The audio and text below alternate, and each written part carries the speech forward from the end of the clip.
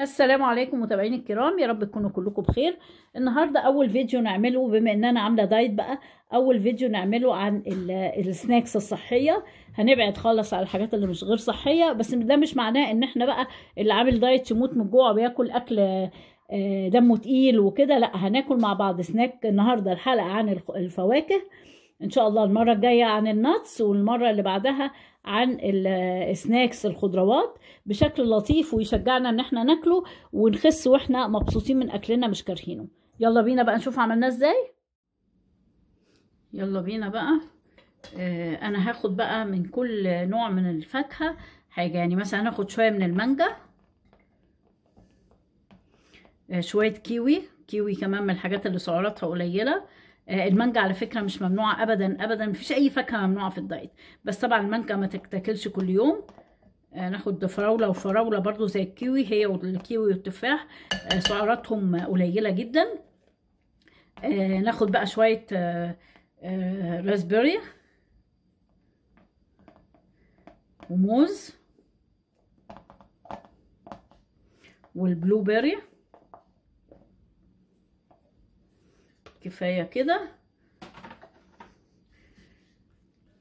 حاجة من الاتنين بقى، انا هحط عليهم عصير برتقانة صغيرة ويوسفندية صغيرة.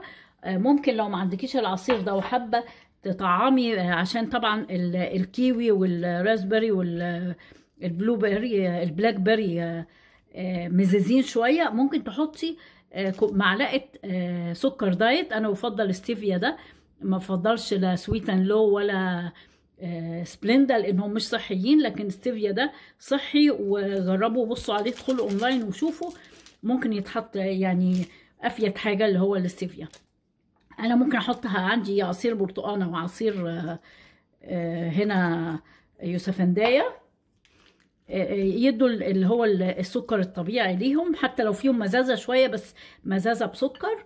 وابدا احطهم في الطبق بتاعي. موضوع سهل جدا، بس هي دي حاجه سعراتها قليله جدا ومفيده جدا، واحلى بقى من اي. انا لا افضل الجورنيلا بار ولا الحاجات التانية العجيبة اللي بتستخدم دي. هي ما فيهاش مشكلة، يعني ممكن تكون هي مفيدة للجسم للإنسان، بس بصراحة سعراتها عالية جدا. لما اجي انا اكلها الاقي نفسي باكل مثلا 200 ولا 250 كالوري، في حين ان الطبق ده كله على بعضه بكل المنظر ده ومشبع. حتى لو كلت اكبر من كده طبق مش هيجيب كله على بعضه يعني 100 كالوري، لانه كلها حاجات انت واخده حاجات صغيره صغيره. يلا بينا نعمل اللي بعده. تاني وصفه عندنا هي هنعملها ازاي بقى. عندي هنا الزبادي اللي هو النون فات يوجورت، الربع كوبايه منه بس، التلات ارباع كوبايه كمان ب 80 كالوري، يعني الربع كوبايه حاجه كده لا تذكر يعني. هحط عليها، بما ان انت ممكن تجيبيه بالفانيلا، بس بالفانيلا ده ما بيكونش له فات ابدا، فبيكون فيه شويه سكر اللي بالفانيلا. انا بقى هحط عليه هنا معلقه عسل ابيض، ممكن معلقه وممكن اقل كمان يعني. انا بس عشان الناس اللي ما بتحبش الزبادي يبقى يعني لسه زي ما هو كده بطعمه اللي فيه مزازة خفيفة، ننزل شوية عسل كمان. بس كده هقلبهم مع بعض جامد، بحيث بس ايه، ياخد الزبادي ياخد طعم مسكر شوية من الطبيعي من العسل. وهعمل ايه بقى، هنا عندي كوباية هحط معلقتين من الزبادي بالعسل هنا، وبعدين هحط معلقتين من الجورنيلا او من اللي هو مع لوز او الشوفان، شويه بس كده، مش كتير بقى عشان ما يحسب لناش سعرات كتير. واحط معاه شويه هنا من الفروتس. عندي مانجا، كيوي، فراوله، ممكن البيريز، نجيب كمان شويه بيريز نحطهم. يبقى الدور ده كده هو فيه الحاجات دي. وبعدين هحط كمان معلقه زبادي كده. كل ده طبيعي جدا، ما فيهوش اي مشاكل. ياكلوه اللي عاملين دايت او اللي مش عاملين دايت زي ما يعجبكم. الميزه في الشوفان او الجورنيلا ان هم رغم ان انا لا افضل الجورنيلا قوي عشان بقول لك يعني زي ما بقول لكم بيحسب كالوريز كتير، بس هم الميزه بتاعتهم ان هم بيشبعوا جدا. دلوقتي هحط بقيه الزبادي كله، بقيه كوبايه الزبادي كلها او الربع كوبايه اللي انا حطيتها. انا حطيت ربع كوبايه زبادي،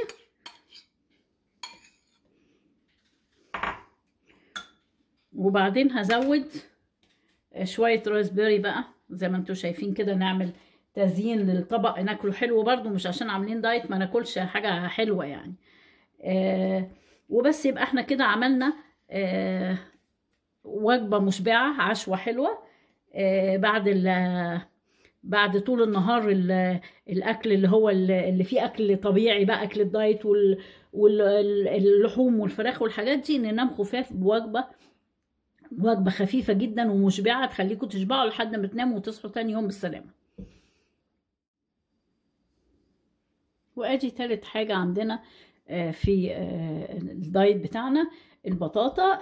بطاطا عاديه جدا ممكن تشوها في الفرن زي ما انا شويتها، انا بشقها واشويها. ممكن ممكن تسلقوها، ممكن تحطوا مثلا ورقتين جورنان كده في الحله، مع ورقتين جورنان مبلولين في حله على النار، وتحطوا عليها البطاطا ومغطينهم بورقتين جورنان او ورقتين يفضل ورق كراريس يعني او كده.